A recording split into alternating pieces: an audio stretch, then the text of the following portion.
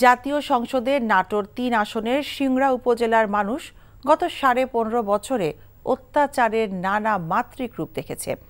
সাবেক আইসিটি প্রতিমন্ত্রী জুনায়েদ আহমেদ পলক এবং তার শ্যালক লুৎফুল হাবিব রুবেল এবং তাদের গড়া 5 স্টার বাহিনীর হাত থেকে রক্ষা পায়নি নিজ দলের ভিন্ন মতের নেতাকর্মী এবং সংখ্যালঘুরাও।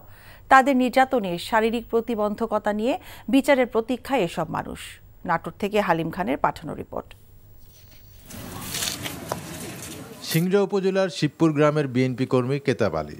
কাপড়ে ঢাকা শরীরটা নির্যাতনে ক্ষতবিক্ষত। স্বাভাবিকভাবে চলাফেরা করা তার জন্য অনেক কঠিন। পতিত স্বৈরাচার সরকারের সাবেক আইসিটি প্রতিমন্ত্রী জুনায়েদ আহমেদ পলক ও তার শ্যালক লুৎফুল হাবিব রুবেল বাহিনীর নির্মম নির্যাতনের শিকার তিনি।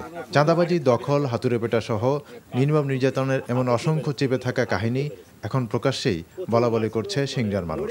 মাইরিয়া হুন্ডা টুন্ডা কাইরিয়া লিয়া প্রচুর অত্যাচার করিয়া পরে আবার পার্টি অফিসে তুলে নিয়ে যা মারধর কইরা রড দিয়ে হাতুর দিয়ে বাইরে আমি 22 পয়টা কোনো রকম বাইচে আসি। তা বাদে আমার জমির ট্যাম দলিল সুদ্ধা লিয়ে গেছে। পলকের শালা রুবেল চেয়ারম্যান এর বাহিনী এসে আমার ওটিহিনী তুলে নিয়ে যায়, সাপের মতো পিঠে আছে। গত উপজেলা নির্বাচনে চেয়ারম্যান পদে রুবেলের বিরুদ্ধে প্রার্থিতা জমা দেয় নিজ দলের সদস্য আনোয়ার পাশাকে নির্বাচন অফিস থেকে প্রকাশ্যে তুলে নেওয়া হয়। তার উপর নিষ্ঠুর নির্যাতন চালায় রুবেল বাহিনী। ওই সময় এই ঘটনা ব্যাপক সমালোচনার ঝড় তোলে। বাতিল হয় রুবেলের প্রার্থিতা ও দলীয় পদ।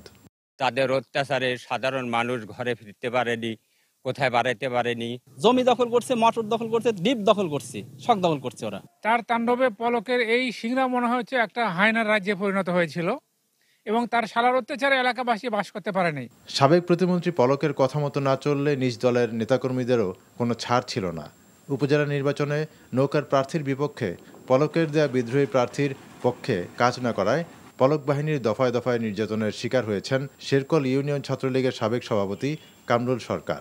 আমাকে তারা বাসায় থেকে ফোন করে ডেকে নিয়ে যায় আমাকে জোরমল্লিকা ব্রিজে অস্ত্রশস্ত্র দিয়ে মারধর করে। সিংড়ার স্থানীয়রা বলেন, পলকের মিষ্টি হাসির আড়ালে ছিল নিষ্ঠুরতা ও প্রতিহিংসা।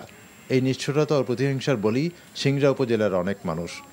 কখনো প্রতিবাদ করতে না পারা সেসব মানুষ এখন তার শাস্তি দাবি করছেন। NTV news desk.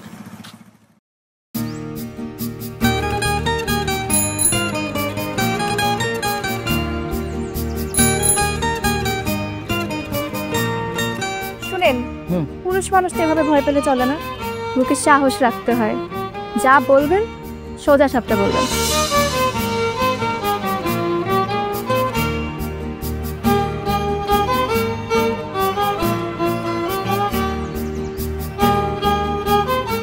শীতে যে শীতের কাপড় ছাড়া আসছো, এটা কি ঠিক আছে?